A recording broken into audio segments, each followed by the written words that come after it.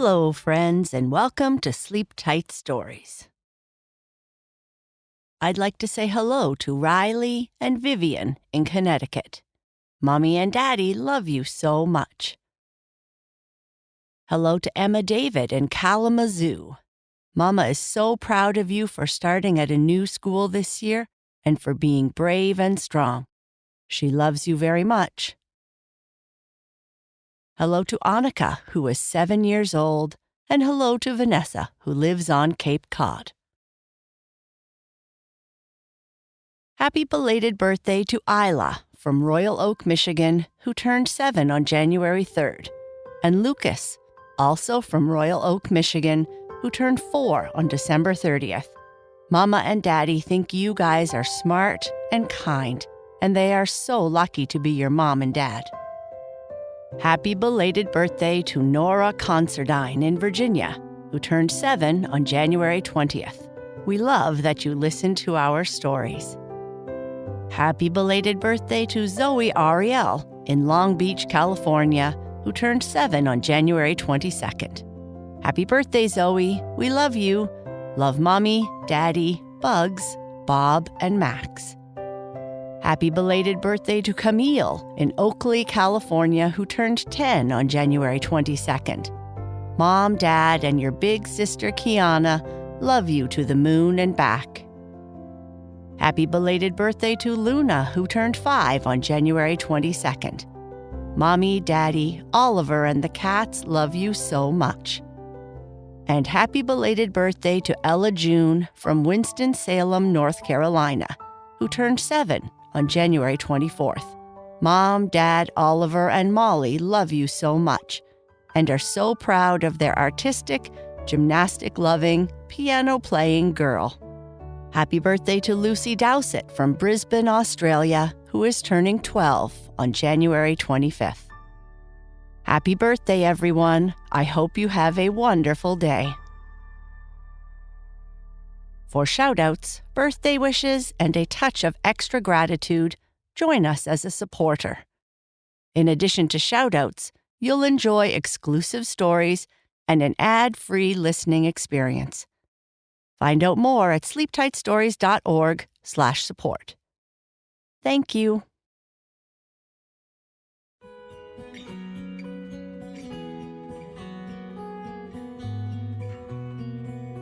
When Bobby decided to make a time machine, he never really thought it could work. After talking to Bernice, he tinkered some more, and then, when he pushed the button, something happened. Will Bobby get to travel back in time as he told Bernice he would? Bobby's New Invention, Part 2. As Bobby's time machine gained momentum, his room seemed to come alive. His dinosaurs lined up to watch his experiment rattle and shake, as if they were cheering him on, or maybe warning him of the impending chaos. Whoa, steady now, machine. No need to get so out of control, Bobby muttered to himself, trying to sound braver than he felt. He pressed the buttons on the control panel, trying to stabilize his time machine, but they didn't work. Then he remembered that they didn't actually do anything, and he made them just for show. He started to panic a little. His time machine then, like a giant fan or a helicopter, started to rise even higher off the ground. The faster it turned, the more it would rise, and it kept going faster and faster. The posters on his walls, the periodic table, a map of the solar system, and his favorite, a giant T-Rex, fluttered wildly as if caught in an indoor tornado. Now whirling like a mini tornado, Bobby's time machine started to spin out of control. The machine wobbled dangerously, its edges clanging against his desk, knocking over his pencil holder and scattering papers like leaves in a storm. "Good thing I have my hockey helmet on. This could be a bad one," Bobby exclaimed. The machine had a mind of its own. It suddenly zoomed across the room, crashing into his bookshelf with a loud thud.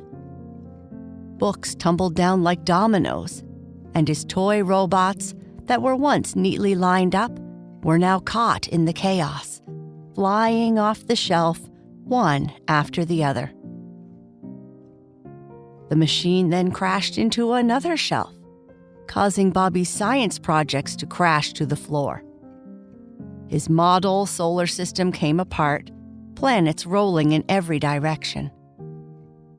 The project he had worked on with Bernice for weeks now was just a jumble of stars and comets on his carpet. Bobby darted around trying to control the situation. He scrambled to save his notes and sketches from being sucked into the vortex created by the machine. He watched in dismay as it spun into his closet, sending clothes and shoes flying out like a burst piñata. Once somewhat tidy, his room looked like the aftermath of a wild science experiment gone wrong, which is exactly what happened. Then he heard the telltale sound of footsteps approaching. Bobby's heart sank. He knew that sound all too well. It was his mother. "Not now, Mom," he whispered in panic, imagining her reaction to the great big mess.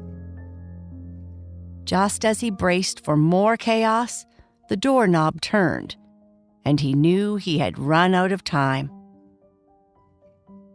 With a deep breath, he prepared to face the music, his mind racing for a plausible explanation for the chaos in his room. Bobby's mother walked in, quickly walked over to where the time machine was plugged into an extension cord, and unplugged it, causing it to fall to the floor with a loud and heavy thump. "Why didn't I think of that?" Bobby thought. "Oh, Bobby, look at this mess. What were you thinking? You could have hurt yourself," his mother said, with a look of exasperation and, if looking closely enough, a slight smile. "Mom, I had everything under control. It was just an experiment, and you always tell me that experiments don't always go as planned, that you have to keep trying to improve. And besides, I had my hockey helmet on. I wouldn't have gotten hurt," Bobby said, standing in the middle of a pile of papers and books. Bobby's mother surveyed the mess and, a little less angry, simply sighed. "You must clean up this mess before you come for lunch. I have your favorite grilled cheese sandwich with pizza dip for you, and I left out the side of carrots. It will be ready soon, so you better get to work." Bobby's mother left the room, and once he heard her footsteps go down the stairs, he took a big breath and laughed. "Well, it didn't take me back in time, but it was fun. Maybe it could be a flying machine instead. I could use it to deliver packages to Bernice," he thought as he surveyed the damage. "I hope Bernice isn't too upset about our model solar system being damaged. I'm sure we can fix it." Just then, Bobby's stomach started making noises, reminding him that lunch was soon and that he had to clean up his room before he was allowed to eat. But first, he looked in his secret, but not so secret cookie jar to see if there were any cookies left. There weren't. "I'm going to have to run over to Bernice's house as soon as the weather is better and get some more cookies. They are super tasty," he muttered to himself. Bobby raced around his room trying to put things back to where they belonged. It felt like an impossible task. And after 15 minutes of work, which to Bobby felt like 2 hours, he was only half finished. He didn't like cleaning his room much. He grabbed one of his books about dinosaurs off the floor and sat on his bed. "I think I better take a short break," he said to his dinosaur friends, watching him clean. "I'm certainly glad you guys weren't damaged by my malfunctioning time machine." "I think I will just read a little bit," Bobby said, "and then I'll go down for lunch. I'm sure Mom won't let me starve if I am super hungry, especially since I started cleaning my room, at least." Bobby, like Bernice, loved reading books, especially about dinosaurs, robots, and of course, anything about science.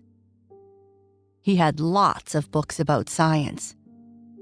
When he does read, he gets lost in space.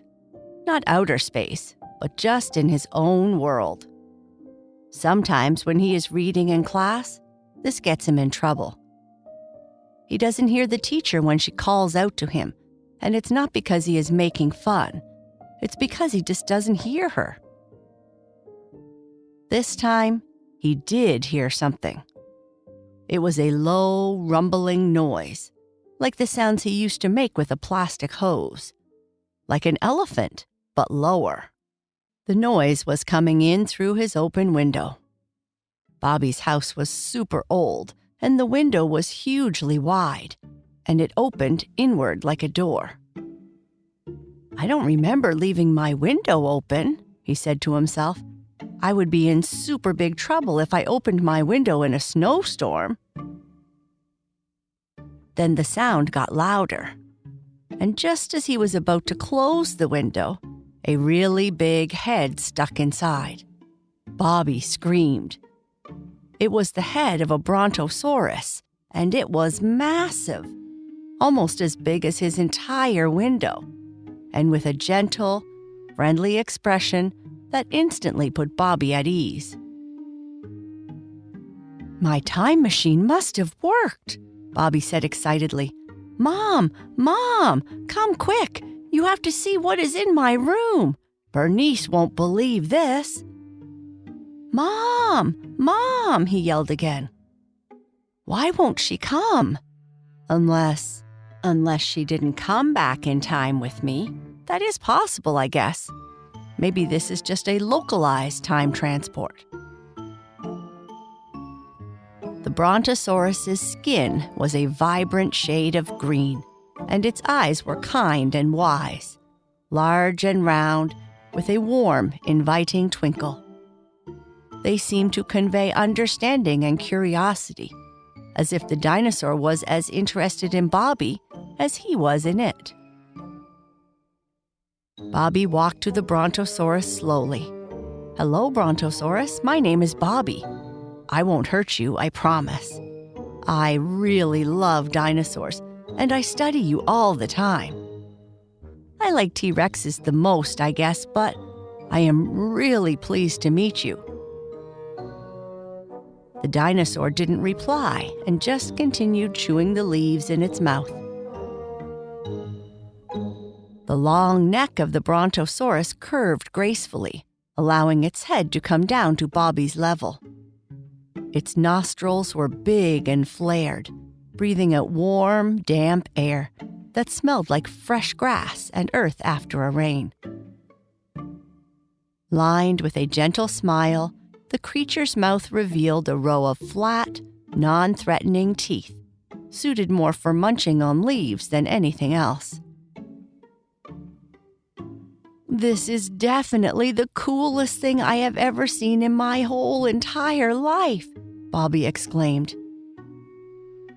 Then Bobby heard a great big trumpet-like sound, except it went on for a long time. Was that a fart? Did you just fart, Bronto? I can call you Bronto, right? If you mind, I will certainly call you something else. Then a smell came in the window as the brontosaurus pulled its head outside and started to walk away, the house shaking as it walked. "Wow, That's a fart, all right. That's possibly the smelliest fart I have ever smelt in my whole entire life. It's 1,000,000 times worse than my carrot farts, Bobby said out loud as his eyes started to water from the stinky smell. I think I need some fresh air, he said, sticking his head out the window. Whoa! Whoa! Bobby's neighborhood was transformed into a lush, super green landscape. Instead of houses and roads, all he could see were dense forests of ferns, cycads, and towering conifer trees, much taller and wider than the trees he usually climbed with Bernice. Bobby grabbed his book of prehistoric plants to help him recognize what he was seeing. Those are giant horsetails and club mosses, he said. And there really aren't any flowers at this time, just like the book says. It's all super green colored. I wish I could call Bernice right now. Those are long-necked sauropods. Oh, and there are some theropods. So cool. Bobby grabbed his binoculars so that he could see into the distance. He saw some rivers and lakes nearby that weren't there before. Look at all the dinosaurs getting a drink of water. That angry one looks like a giant crocodile. I'm glad I am up here in my room. That must be a pterosaur, Bobby said as a dinosaur streaked by, high up in the sky. Bobby! Bobby! That's my mother's voice, Bobby thought to himself. Maybe she did come with me and is downstairs. He then heard the sound of footsteps walking up the stairs and towards his door. His mother opened the door, walked in and said, Bobby, it's lunchtime, and you still haven't finished cleaning your room. Well, I can't let you starve, so come on downstairs and have your lunch. You can finish your room later. The weather is clearing, so you might be able to go see Bernice. Her papa called and said that Ethan was coming over, and you guys could play in their backyard. But you need to make more progress in your room first. But Mom, Bronto and the dinosaurs, Bobby said groggily, the book still in his hand. He had fallen asleep. Wait till I tell Bernice and Ethan about my trip.